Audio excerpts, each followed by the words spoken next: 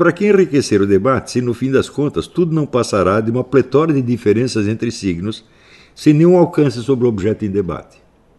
Então, de fato, você vai enriquecendo, surgindo milhares de questões, de ângulos, insights, etc. Isso aqui não tem nada a ver com o problema, e nem com problema nenhum, na verdade. O poder estimulante que seus entusiastas enxergam no desconstrucionismo consiste apenas em fornecer à profissão universitária infinitos pretextos para encher linguista em teses e congressos acadêmicos.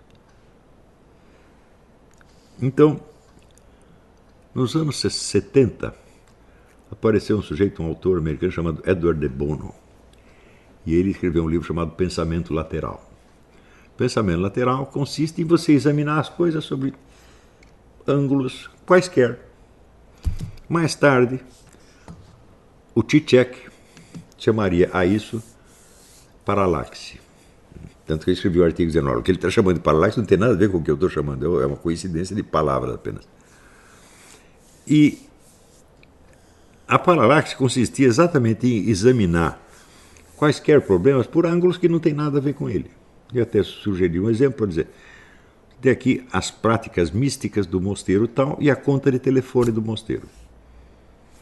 O Zizek pode examinar esse problema, ver qual é a relação. Ele não vai encontrar relação nenhuma, mas no meio do exame vai surgir mil questões, evidentemente, e vai dizer que isso enriqueceu o debate. Sim, enriqueceu o debate com questões que não tem nada a ver com aquilo e que provavelmente não tem nada a ver com nada. Mas se perguntamos para que, afinal, alguém iria querer construir uma geringonça dessas, uma máquina de atrapalhar, o plano perfeitamente racional por trás da loucura aparece com uma clareza sem par. Por que ele fez isso? Né?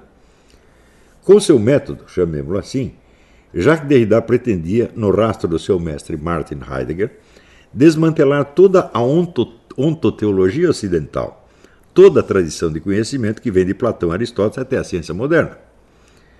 E não resta dúvida de que quem quer que admita os princípios desse método terminará na negação absoluta de todo conhecimento, exceto, por especial favor e não por alguma razão plausível, o da linguagem.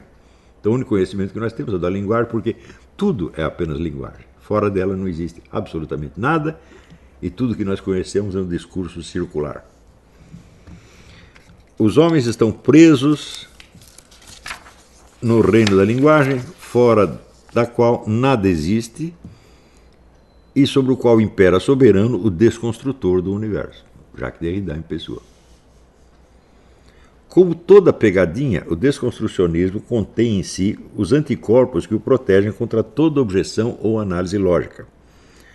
O que quer que você diga, o desconstrucionista responderá que não passa de um punhado de diferenças sem correspondência com nenhum objeto do mundo real. Portanto, o que você está dizendo sobre o desconstrucionismo também não tem nada a ver com o desconstrucionismo, porque não passa de uma série de diferenças entre signos. Se você argumenta que esse handicap se aplica também ao próprio desconstrucionismo, achando que com isso você vai ganhar a discussão, ele não hesitará em concordar gentilmente, admitindo que tudo que se diz do desconstrucionismo contra ou a favor são apenas diferenças entre signos, sem nenhuma ligação com o desconstrucionismo enquanto fenômeno ou enquanto conteúdo de consciência. Como o Cavaleiro Negro do Monty Python, o desconstrucionista pode ser retalhado em pedaços pela análise lógica, sem deixar de ver nisso o triunfo de uma teoria que ele próprio exemplifica tão bem. Preste bem atenção. Tudo que você diz de mim são apenas diferenças entre signos. E o que eu disser de mim a favor de mim também são diferenças entre signos. Portanto, não adianta você querer voltar o desconstrucionismo contra ele mesmo. Você desconstruir o desconstrucionismo. Olha, você falar a favor do desconstrucionismo não diz nada, além de diferença entre signos. Contra ele, também não. Constatar que isso acontece, também não. O crítico literário R.V. Young diz que não se espanta de que Derrida, desde a sua estreia em 1966 até sua morte em 2004, voltasse a escrever sempre o mesmo livro, pois afinal que outra possibilidade teria uma filosofia cujo ideal é não dizer nada? Porque no fim a conclusão final do Derrida é isso. Ninguém está dizendo nada e eu também não. Nada sobre nada, só diferença entre signos. Já observei muitas vezes que, enquanto os filósofos antigos e medievais constroem edifícios ricos de sentido, nos quais se destacam alguns erros ou absurdidades menores, os modernos, a partir de Bacon e Descartes, fazem exatamente o oposto.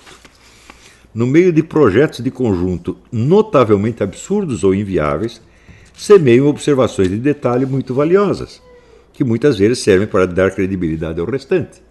Por exemplo, Jacques Derrida não é uma besta, ele pode escrever um estudo sensato sobre qualquer coisa, como de fato escreveu vários. Né? Ninguém negaria valor aos seus estudos sobre Platão e Mallarmé ou das suas críticas ao iluminismo. São morceaux de bravoure, quer dizer, demonstrações de força, espalhadas no meio de um espetáculo idiota, diante do qual seja irresistível recordar a piada do cartunista Jaguar. O filme é uma droga, mas o diretor é um gênio. O desconstrucionismo, é verdade, recebeu muitas críticas de marxistas da velha escola. Acusavam-no de formalismo, do pecado original do pensamento burguês. O pensamento burguês, segundo os marxistas, se caracteriza pela separação entre forma e matéria, sujeito e objeto, etc, etc. Ou seja, você vai separar a forma por abstração mental e em seguida você vai tratar a forma como se ela existisse substancialmente. O que é uma crítica perfeitamente fundada. Mas a consciência revolucionária de Jacques Derrida não se deixou abalar por isso. Por que se preocupar com uma infidelidade de detalhe quando seu autor havia acabado de criar o melhor instrumento já concebido para realizar o programa epistemológico inicial de Karl Marx, a, aspas, crítica radical de tudo quanto existe? Sabe? Eu faço a crítica de tudo quanto existe e em seguida confesso, eu não estou dizendo absolutamente nada. Né? Se nada resiste à corrosão desconstrucionista, nem mesmo o próprio desconstrucionismo, todo o problema que restava era a preocupação de selecionar cuidadosamente os alvos da operação, velando para que ela atingisse somente os valores e crenças odiados pelo movimento revolucionário, poupando-o ao mesmo tempo de sofrer vexame semelhante.